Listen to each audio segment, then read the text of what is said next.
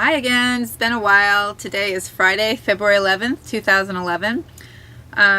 It's that time of year again where we're about 6 weeks into the new year and people are, I've heard it a lot this week actually, how do I stay motivated with those goals that I set for my New Year's resolutions? I've changed some things and maybe my diet or my lifestyle, but I'm just not feeling the momentum anymore and I don't know how to keep going. So, my answer to that and my experience with that is that motivation is kind of a in the moment kind of word. I'm motivated to do a workout. I'm motivated to clean up the mess in the room, or I'm motivated to write something. But when it's a long-term thing, I really think you need a vision. You need something greater than motivation. And a vision is really something, it's an opportunity to be creative with yourself, because you have to sit and be with yourself and decide what it is you see for your vision, and it has to be powerful enough to pull you through those times of struggle and challenge, and there will be those times. So you have something to keep you grounded and focused when you hit those bumps in the road. So I can say for myself, about 6 years ago when I started my health and weight loss journey, I was 250 pounds and I was really, obviously had some physical, obvious, quantifiable things that I wanted to change. The weight loss was a major thing. I was uncomfortable and, I was fearful of dying early and all those things. So I was living in a cycle of, kind of depression and addiction and just really wanted to break free from that. And I knew the weight was the byproduct of that and the outward symptom of that, and I needed it to go as a starting point of healing. But even back then I knew that losing the weight wasn't going to be the answer, but I needed to lose the weight to get the answer. So 6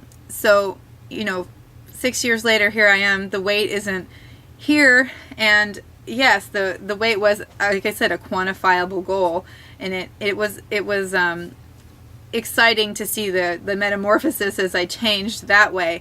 But I really needed something more than a number on a scale to validate and to motivate myself, and that was my vision. My vision was to find a better place of balance, a place in my life where I would be able to continue to grow and connect with the world around me in a positive way and not feel fearful or scared or embarrassed or caught in a cycle of addiction and depression, and where I had the opportunity to experience life to the best of my ability, the way I wanted to. So I guess my vision was to find that place of balance to enable my growth. So it's kind of an abstract thing, but clear to me. Like the feeling behind that was clear to me and where I wanted to be, and I would say I'm pretty much there. But and this happens to so many people, whether it's a year into it, whether they've lost the weight and it's a year later, or it's 5 years later. I've even heard people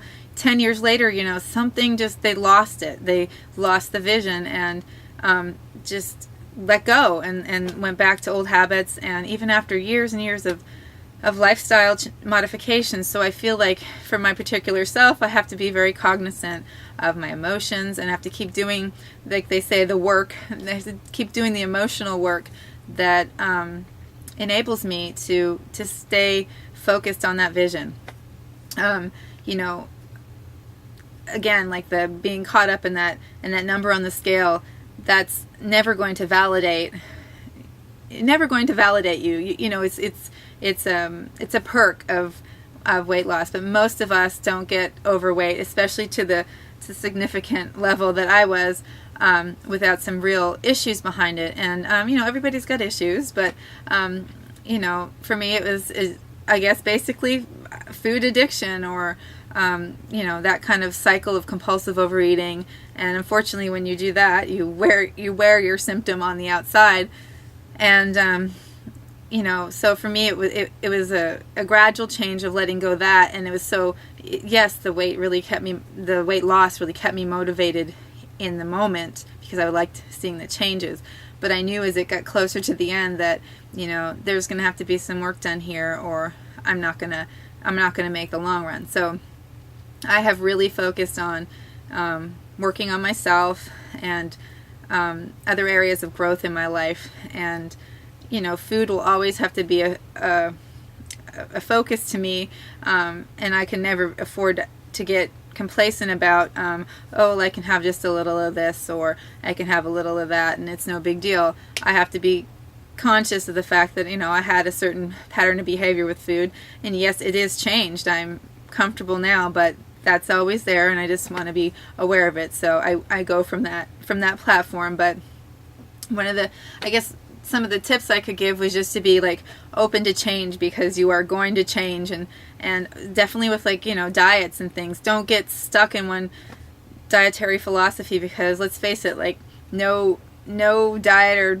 philosophy on health or nutrition offers immortality. We're all gonna, you know, check out at some point. So what you really want to focus on is a diet or a lifestyle that suits you, and do not get stuck in, you know, a box of, you know, this is the plan I'm following, and this is how I'm going to live the rest of my life. I'm going to follow this diet plan or this lifestyle. I mean, we've all changed. I've changed so much, you know, over the course of my life, but even in the 6 years since I started, I have such different, you know, visions in my head about all sorts of things. So I have to be open to change, and even being long-term vegan, I that's still something that's very important to me.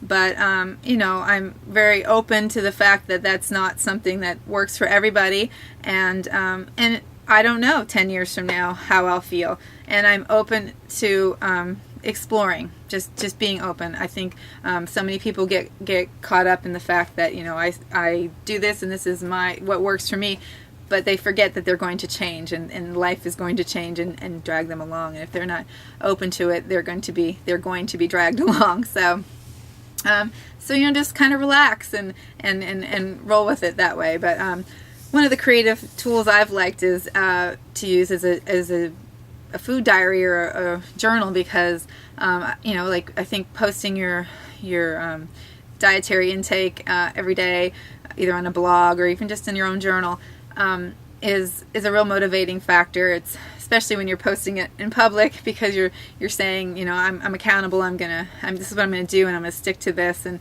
that is motivational in the beginning. And I even think, like, I did it for the first year and a half of my process. I posted it on my blog every day, and I don't know if anyone ever looked at it, but it was motivation to me. I was putting it out there, and I've even thought now in recent days, I'm like, you know, I think I'd like to start doing that again, because it's so fun to look back and see patterns, especially if you just make, you know, note of what you ate, and then just a little blurb about how you felt that day, or any upsets you had with certain foods you ate or whatever. And just little things like that can bring you a lot of information when you look back and see patterns in your behavior and in your diet, so, or your lifestyle and exercise and things like that. So very good tool, and I think I might even start doing that again in the new year. So journaling's always a good way to go. Like I said before, you know, emotional work, you got to keep doing that. You got to face those food addictions, the reasons behind them, negative patterns, dysfunctional relationships, dysfunctional thoughts. You know, it's mostly life is about what you think and what you bring about. You know, you think about, you bring about, and so you got to really focus on keeping those thoughts positive. And you know, what was it? Somebody said recently to me about, or I heard online about the 99% rule. Like, you know, what you do 99% of the time is really what counts. And so focus on, you know, you're gonna have those negative thoughts dribbling in sometimes, but focus on and have the habit of pushing them out and having a way to push them out and think more positively, and that'll help keep you going too in terms of motivation in the moment. And, you know, fill yourself up with other things other than food. Create creative outlets, friendships, time with a partner, time with your kids, all those things that are you know, creative. And music can get you pumped up and motivated in the moment, and find patterns that work for you and keep doing that. But, you know, overall, just keep really focused on staying positive and focused on your vision, and the feeling behind your vision. How do you want to feel in your life when you get to that goal, and how do you want to continue to feel? So those are my experiences and my tips. So hope that helps you out a little bit, and hopefully won't be another 6 weeks before I can make it back. Bye for now.